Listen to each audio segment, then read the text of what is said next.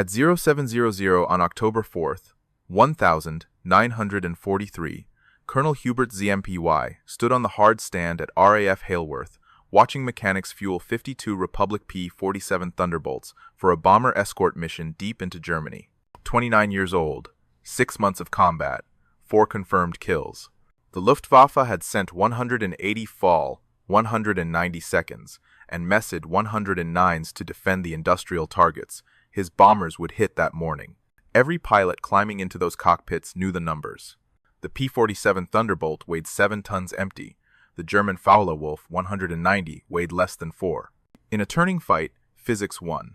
The lighter fighter turned tighter. The heavier fighter died. Zemke's 56 fighter group had lost 11 aircraft in their first 4 months of combat. 4 pilots killed, 7 captured. The Germans called the Thunderbolt the Jug, short for Juggernaut, a flying tank that couldn't dogfight. American bomber crews watched P-47 seconds try to protect them and saw the truth. When Focke-Wulfs attacked, the Thunderbolts couldn't stay with them through the turns. Luftwaffe pilots broke away from bomber formations, knowing the heavy American fighters wouldn't follow through the vertical maneuvers. They were right. On June 26, 1943, Zemke's group engaged Geschwader 26 over France. Veteran German pilots flew circles around the P-47s. Literally, 5 Thunderbolts went down. 4 American pilots died. Captain Robert Johnson barely made it home with his aircraft shot to pieces. His Thunderbolt had taken over 200 cannon hits and still flew, but it hadn't won the fight. The mathematics were simple. A Focke-Wulf 190 could turn inside a P-47 every single time.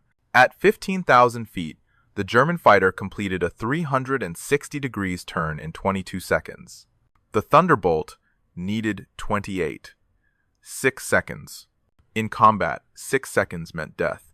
8th Air Force generals watched their fighter group struggle and made plans to replace the P-47 with the new P-51 Mustang. Lighter, faster, and level flight. Better range. The Thunderbolt program looked like a failed experiment. 5 other fighter groups were scheduled to transition to Mustangs by the end of 1943. But Zemke had spent 2 years testing the P-47 before the war. He knew something the Germans didn't. The Thunderbolt couldn't turn. It could dive. The massive Pratt and Whitney R 2800 double wasp engine generated 2,000 horsepower. The thick wing and heavy airframe stayed stable at speeds that would tear apart a Focke-Wulf. In a vertical dive, nothing in the Luftwaffe could catch a Thunderbolt. Zemke stopped trying to fight the war the Germans expected. He developed new tactics, built around the P-47's actual strengths. Height advantage, diving attacks, hit and run, never turn with the enemy, dive through the formation, use speed and momentum, zoom back to altitude, attack again. The 56th Fighter Group practiced these tactics through the summer of 1943. Dive bombing runs on ground targets, high-speed gunnery passes, energy management. Every pilot learned to think in 3 dimensions. Use altitude like currency, trade height for speed, trade speed for position, never get slow, never try to turn. By September, Zemke's pilots were ready, but 8th Air Force bomber losses were accelerating. On September 17th, missions to French targets cost 8 B-17s. German fighters hit the formations before American escorts arrived. The bombing campaign was failing. October 4th would be different. Zemke planned to put his new tactics into full combat test.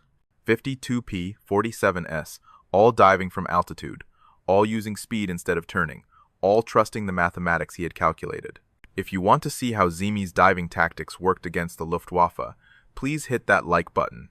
It helps us share more stories like this one. Subscribe if you haven't already. Back to Zemke. The mission brief that morning included one detail that changed everything.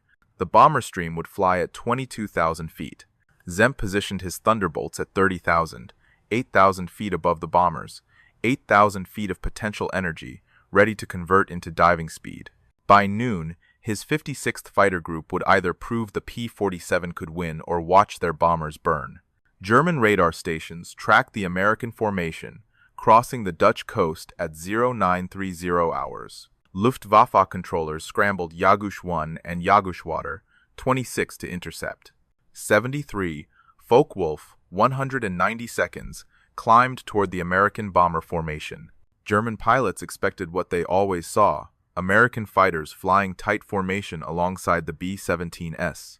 Easy targets when forced to maneuver slowly to stay with the bombers. But ZMI's 56th Fighter Group wasn't escorting the bombers. They were hunting 8,000 feet above them. At 0952, Zemke spotted the German formation assembling 15 miles ahead of the bombers at 18,000 feet. The Focke-Wulfs were climbing into attack position. Standard Luftwaffe doctrine: gain altitude advantage, dive through the bomber formation, use speed to escape before the escorts react. Zemke rolled his P-47 into a 70 degrees dive. 51 Thunderbolts followed, 7 tons of aircraft and ammunition accelerating toward terminal velocity. The massive propeller bit into the thin air. The double Wasp engine roared at full military power. Airspeed needles climbed past 300 miles per hour. Past 350 past 400. The German fighters never looked up. They were focused on the bombers below them. They didn't see 52 P-47s screaming down at 450 miles per hour until Zeke's first burst of 50 caliber fire ripped through a Focke-Wulf's cockpit. The German pilot never pulled out of his climb. What happened next lasted 90 seconds. 51 more Thunderbolts dove through the German formation at speeds the Focke-Wulfs couldn't match. Each P-47 carried 8 Browning M2 machine guns. Each gun fired 800 rounds per minute. The combined firepower of the group put 68,000 rounds into the sky every 60 seconds. German pilots tried to brake, tried to turn, tried to dive away, but the physics were wrong. A Focke-Wulf at 400 miles per hour couldn't pull out of a dive as quickly as the heavier P-47. The Thunderbolt's thick wing and massive structure handled the G-forces better. German pilots blacked out trying to match the American turn rates, or their aircraft came apart under the stress. ZMI's wingman, Lieutenant Walter Cook, watched a Focke-Wulf try to dive away from his attack. The German pilot pushed his stick forward. His fighter went vertical. Cook stayed with him. At 500 miles per hour, the Focke-Wulf's right wing folded backward and tore off. The wreckage tumbled toward the Dutch farmland below. The remaining Thunderbolts didn't dogfight. They didn't try to turn with the Germans. Each pilot made one high-speed pass, fired, dove through, then used their remaining speed to climb back to altitude for another attack. ZMI had calculated this exactly. The Thunderbolt's engine produced enough power to regain 8,000 feet in 4 minutes. 4 minutes. Then they could dive again. The German formation scattered. F-Wolf pilots, who moments before were preparing to attack B-7S, now fought for their own survival. They couldn't climb fast enough to escape the diving Thunderbolts. They couldn't dive fast enough to outrun them. They couldn't turn, because the P-47 seconds never committed to turning fights. By 10:03, 11 minutes after the first attack, the sky above the bomber stream was empty of German fighters. The Focke-Wulfs that survived fled east toward their airfields. Not one German fighter made it through to attack the B-7S. 0 bombers lost. ZMI's group reformed at altitude and continued the escort mission. The bombers hit their targets without interference. The return flight showed more Luftwaffe formations in the distance. None approached close enough to engage. The 56th Fighter Group landed at Haleworth between 1,300 and 400 hours. Ground crews counted ammunition expenditure. Gun cameras were pulled for film development. Intelligence officers began debriefing pilots. The initial reports seemed impossible. The group claimed 21 confirmed German fighters destroyed, another 8 probably destroyed, 16 damaged, 0 American aircraft lost, 0 pilots wounded. 8th Air Force Headquarters demanded verification. They sent investigators to interview every pilot separately. They analyzed all gun camera footage. They cross-referenced with radar tracks and radio intercepts. Every claim checked out. October 4th, 1943 was real. But that was one mission, one day. The Luftwaffe had hundreds of fighters. The strategic bombing campaign would continue for 18 more months. Could ZMI's tactics work consistently? Could other fighter groups learn them? Could the P-47 actually win the air war over Europe? 3 weeks later, the 56th Fighter Group would answer those questions in a way that terrified the Luftwaffe. October 1943 became the 56th Fighter Group's proving ground. 8th Air Force scheduled maximum effort bomber missions every day, weather permitted. Bremen, Münster, Wilhelm, Duran, industrial targets deep in Germany. Each mission drew massive Luftwaffe response. October 8th, escort to Bremen. The group intercepted 40 Messers 109s forming up to attack the bomber stream. Same tactics, high-altitude position, diving attacks. 6 German fighters destroyed. 0 American losses. October 10th, monster raid. 60 Focke-Wulfs attempted to break through to the bombers. Zemke's pilots hit them in 3 successive diving passes. 9 confirmed kills, 2 probables. The bombers completed their mission without losing a single aircraft to fighter attack. October 14th was different. 8th Air Force launched the second Schweinfurt raid. 291 B-7S targeted ball-bearing factories critical to German war production. The Luftwaffe threw everything available into defending Schweinfurt. Over 300 fighters, every available Geshad. This was the decisive battle both sides knew was coming. Zemke wasn't flying that day. He was at 8th Air Force headquarters receiving the British Distinguished Flying Cross. His deputy commander, Lieutenant Colonel David Schilling, led the 56th into combat. Schilling followed Zemke's tactics exactly. Position high. Wait for the German formations to commit. Dive through them at maximum speed. But the scale of the battle overwhelmed every escort group. Too many German fighters, not enough American escorts. The math didn't work. 68 B-7S went down. 680 American airmen killed or captured in one afternoon. The Schweinfurt raid became the worst single-day loss of the war for 8th Air Force. The 56th Fighter Group claimed 16 German fighters destroyed that day, more than any other escort group. But it wasn't enough. The bombers kept burning. The strategic bombing campaign looked finished. American losses were unsustainable. German fighter production was accelerating. The daylight bombing offensive was failing. October 20th, 4 days after Schweinfurt, 8th Air Force commanders debated suspending deep penetration raids until long-range P-51 Mustangs arrive in sufficient numbers. Some generals argued the P-47 had proven inadequate for bomber escort, regardless of tactics. The aircraft was too short-ranged, too heavy, too limited. Then the weather cleared over northern Germany. 8th Air Force launched another maximum effort mission, Duran Railway Yards. The 56th Fighter Group took off from Hilsorth at 0830. Zemke was back in command. The mission followed the new doctrine exactly. The group positioned at 32,000 feet, 10,000 feet above the bomber stream. German fighters rose to meet the B-7S.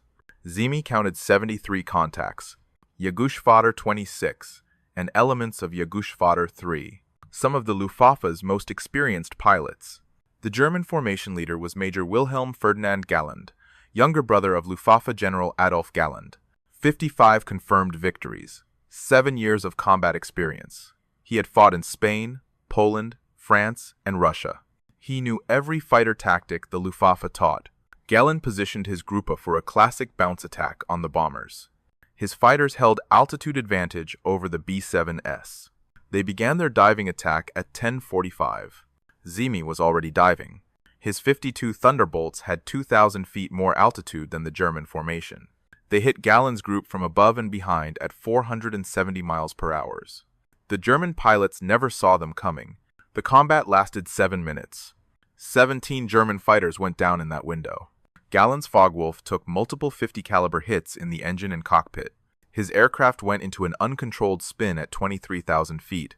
Major Wilhelm Ferdinand Galland did not survive. The Luftwaffe lost one of its most experienced fighter leaders in a battle that lasted less time than it takes to boil water. By October 31st, the 56th Fighter Group had flown 9 major combat missions in 1 month. Their confirmed kill total for October was 39 German aircraft destroyed. The group that couldn't dogfight had become the highest-scoring fighter group in 8th Air Force.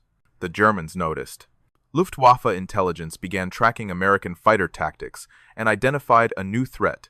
They called it the Amerikanische tactic, the American diving tactic, and they had no counter for it.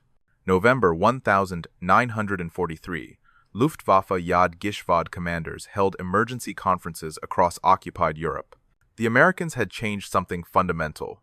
German fighter pilots reported P-47 seconds, attacking from impossible altitudes at speeds their aircraft couldn't match. Traditional intercept tactics weren't working. Luftwaffe doctrine, had dominated European skies for 4 years.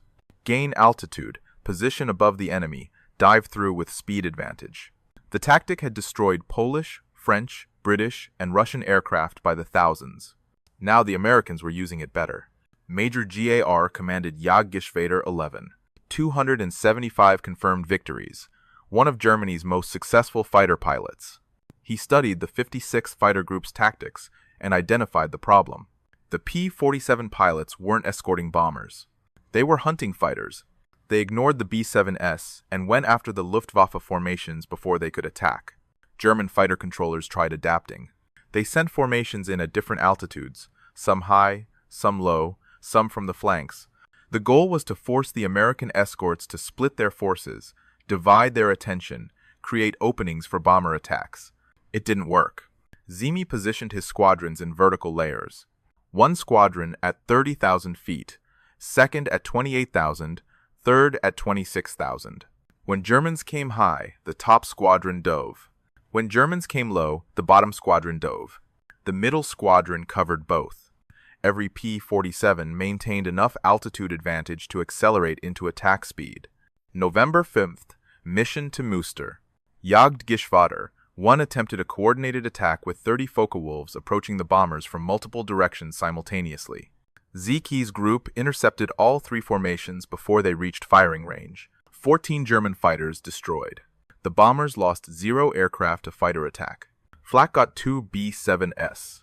The Luftwaffe began avoiding areas where the 56th Fighter Group operated. German controllers listened to radio traffic and identified Zemke's call signs. When they heard his group in the area, they directed their fighters to different sectors. Better to miss an attack opportunity than lose experienced pilots. By late November, 8th Air Force Headquarters recognized what was happening. Other fighter groups flying P-47 seconds weren't achieving the 56 results. The 4th Fighter Group, the 78th Fighter Group, the 352nd, all good units, all competent pilots, none matching Zemke's kill ratios. 8th Air Force Commander General Ira Ecker ordered Zemke to brief all P-47 groups on his tactics. December 8th, 1943. Kings Cliff Airfield. Every fighter group commander in 8th Air Force attended. Zemke spent 4 hours explaining the mathematics. The P-47 couldn't turn, except that. Don't try to dogfight, use altitude, convert height to speed, hit fast, disengage fast, climb back to altitude, repeat. Never get slow, never turn with the enemy. Think vertically, not horizontally. Some group commanders resisted. They had trained their pilots in traditional dogfighting, turning combat, close-in maneuvering. Zemke was telling them everything they knew was wrong for the Thunderbolt. The aircraft couldn't do what fighter doctrine required, so changed the doctrine. Colonel Don Blakesley commanded the 4th Fighter Group. His unit was scheduled to transition to P-51 Mustangs in January 1944. He asked Zemke if the diving tactics would work for Mustangs, too. Zemke said, yes, every fighter benefited from altitude advantage and high-speed attacks, but the P-47 needed those tactics. The Mustang had options. The Thunderbolt didn't. December 22nd. The 56th Fighter Group escorted bombers to Osnabrück. Heavy overcast, poor visibility. German fighters attacked from inside cloud layers. The ambush tactics eliminated American altitude advantage. 8 P-47s took damage. 1 pilot killed, 2 captured. The mission showed the limitations. When weather forced low-altitude operations, the Thunderbolt advantages disappeared. But clear weather dominated northern Europe through January and February, 1944. Perfect conditions for high-altitude operations. The strategic bombing campaign accelerated. Big week was coming. 6 consecutive days of maximum effort raids against German aircraft factories. Every available bomber, every available escort, the largest air battle in history. The 56th Fighter Group would fly all 6 days.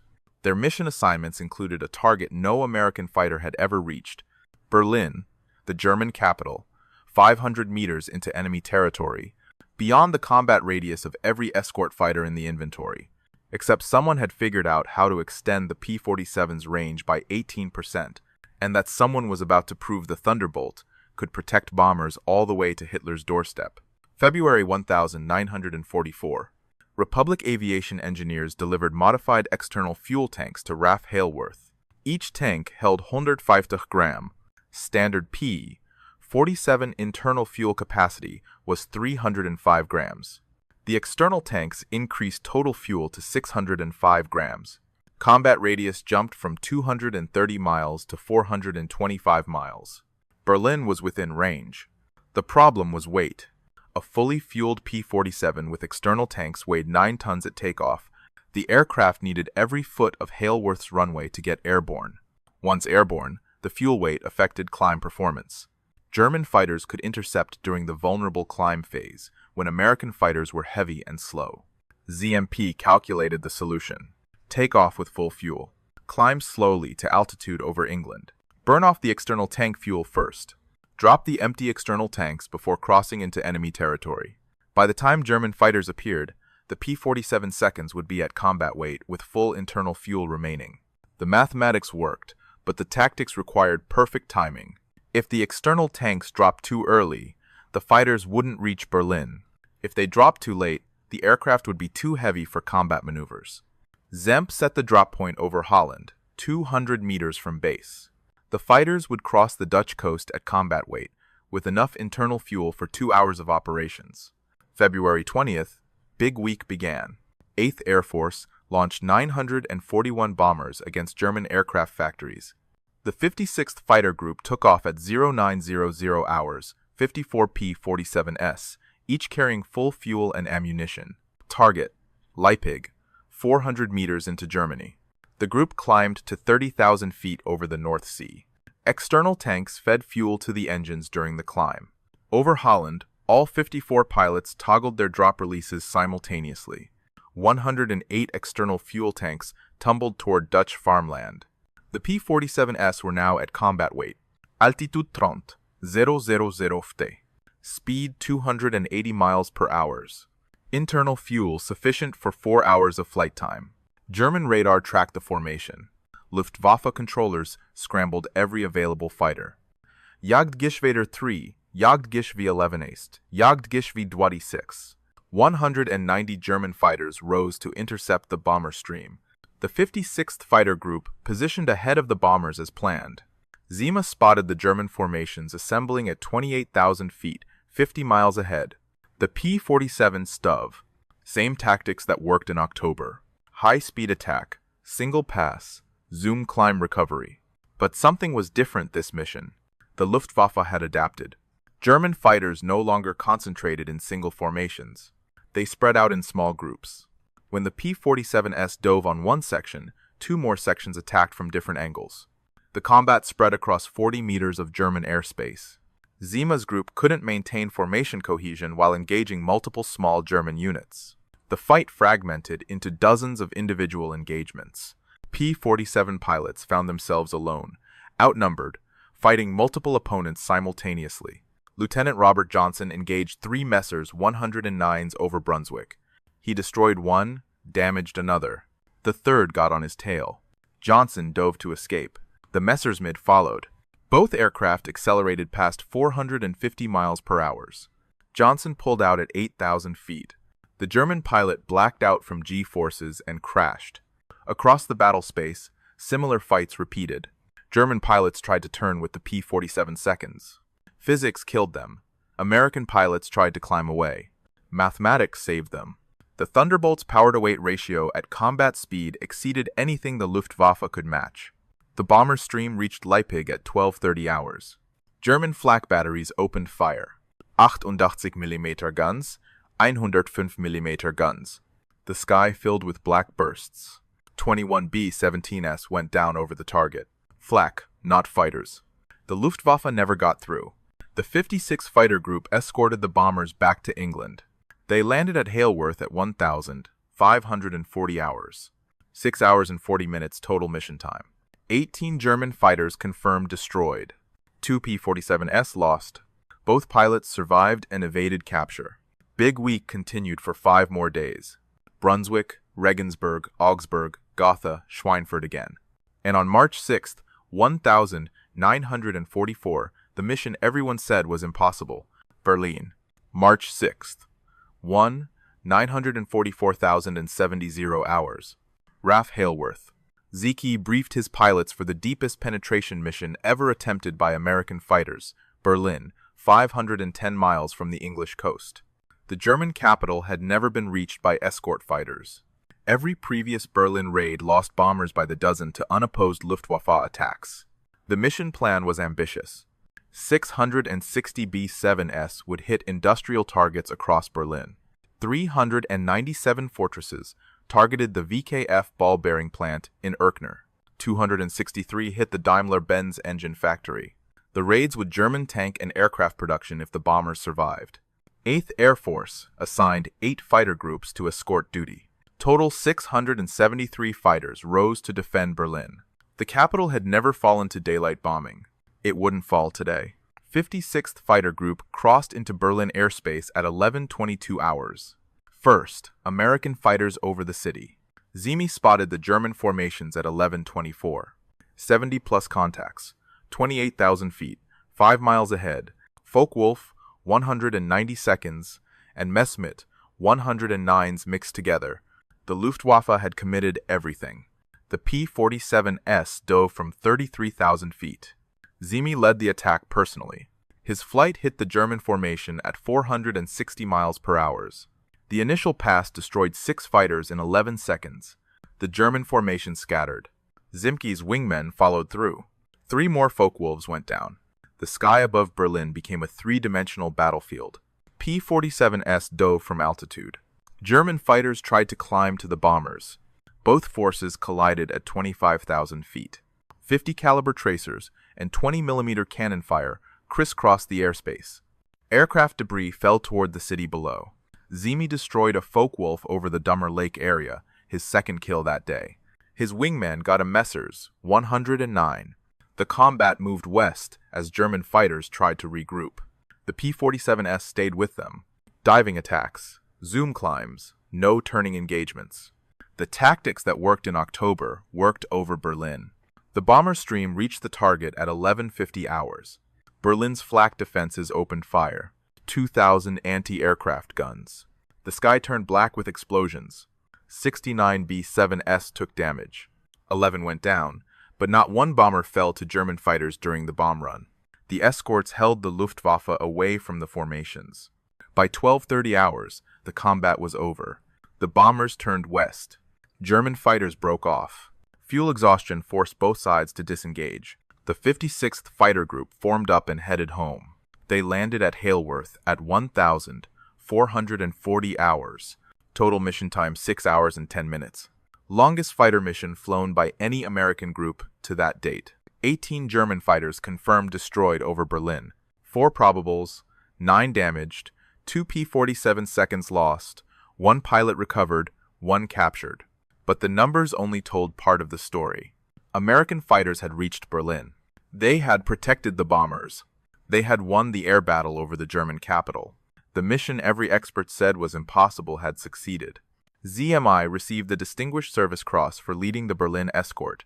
The citation mentioned his tactical innovations, his leadership under fire, his role in turning the P-47 from a liability into the 8th Air Force's most successful fighter. 3 months later, the 56th Fighter Group would achieve something even more remarkable. May 1944, Allied forces prepared for Operation Overlord, the Normandy invasion. D-Day required absolute air superiority over the landing beaches. Luftwaffe fighters could not reach the invasion fleet, could not strafe the beaches, could not interfere with airborne operations. That mission fell to the fighter groups of 8th Air Force. The 56th Fighter Group moved to Boxet Airfield in Essex, closer to the French coast, better positioned for round-trip missions to Normandy. Their assignment was clear: sweep ahead of the bombers, destroy German fighters before they reached the invasion zones, maintained constant patrols over the Channel. May 8th through June 5th, the group flew 32 missions in 29 days. Fighter sweeps, bomber escorts, armed reconnaissance, ground attack. The tempo exceeded anything from 1,943. Pilots flew 6 days per week, sometimes twice per day. Everyone was exhausted. Everyone kept flying. June 6th, D-Day. The 56th launched at 0430 hours. First wave, 51 P-47s swept the French coast ahead of the invasion fleet. Their mission: destroy any German aircraft attempting to reach the beaches. Not one Luftwaffe fighter would get through. The sky over Normandy at dawn was empty of German aircraft. The Luftwaffe had pulled back from coastal airfields days earlier. Allied intelligence knew they were positioning for counterattacks once the invasion began. The 56th flew toward those inland airfields. If German fighters wouldn't come to them, they would go to the Germans. At 0620 hours, Zemke spotted aircraft taking off from an airfield near IU. Focke-Wulf 190 scrambling to meet the invasion. The P-47s attacked the airfield during the takeoff sequence.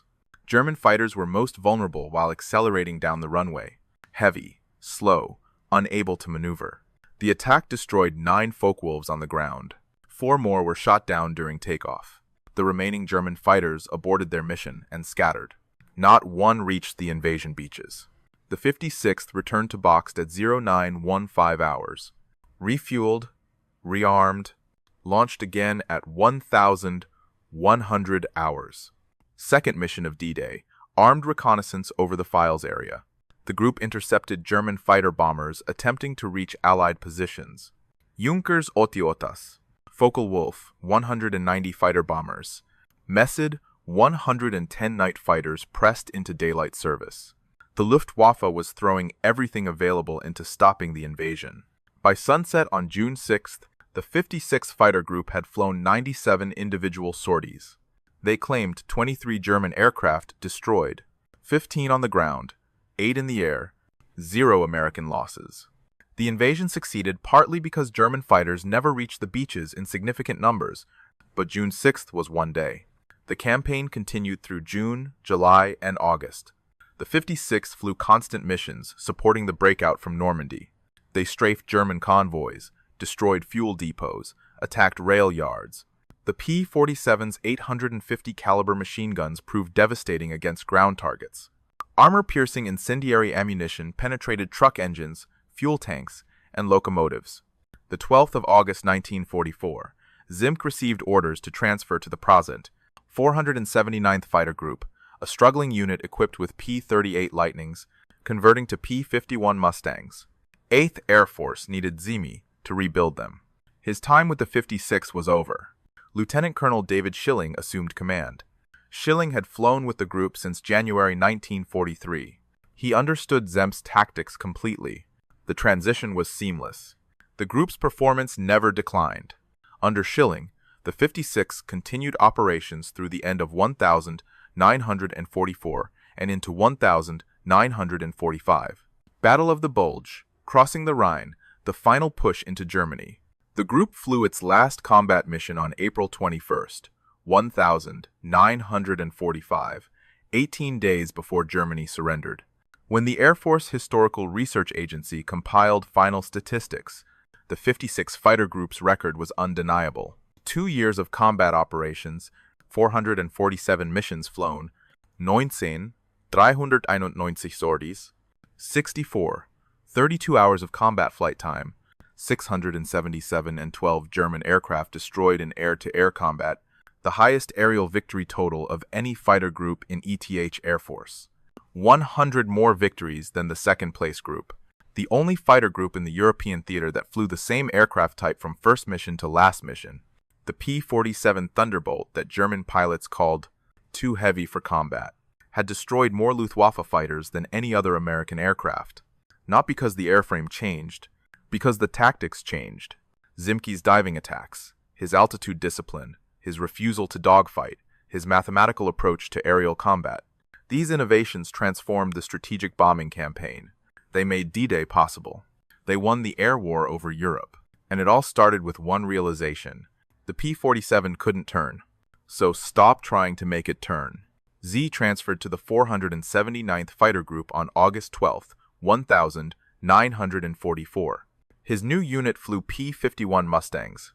Different aircraft, same tactics, height advantage, diving attacks, speed over maneuverability.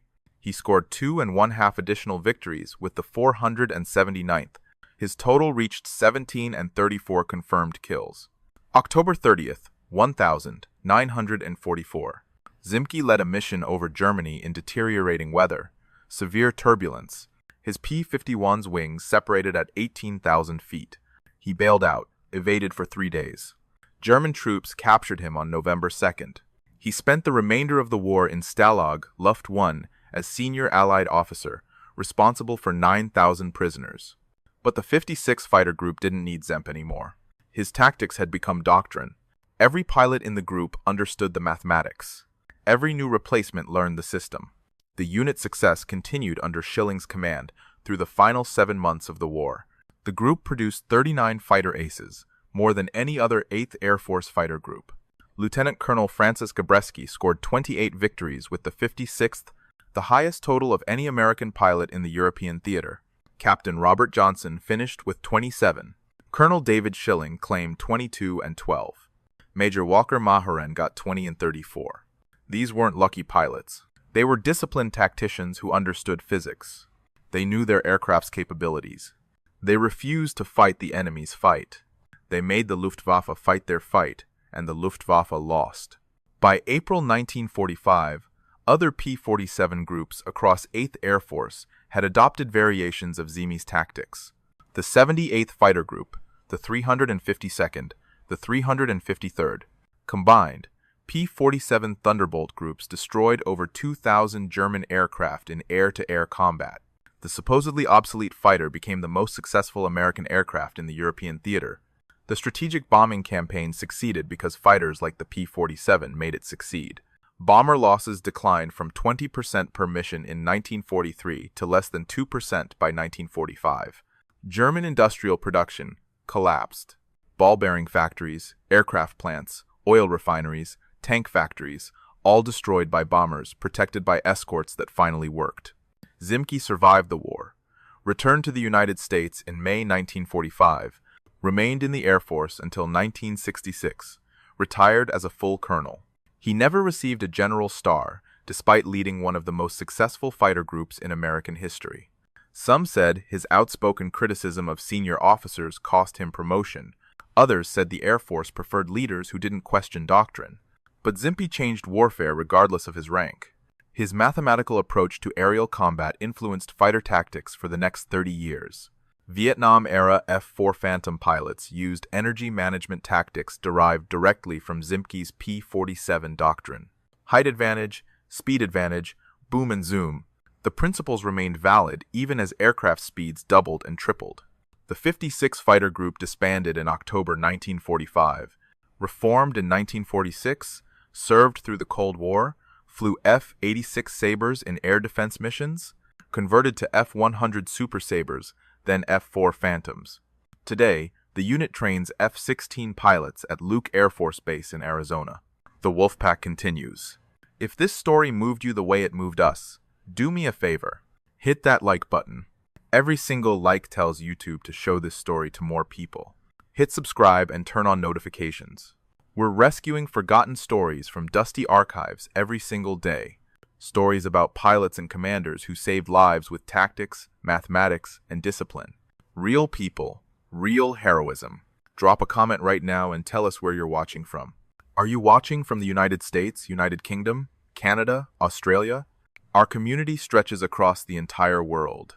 You're not just a viewer. You're part of keeping these memories alive. Tell us your location.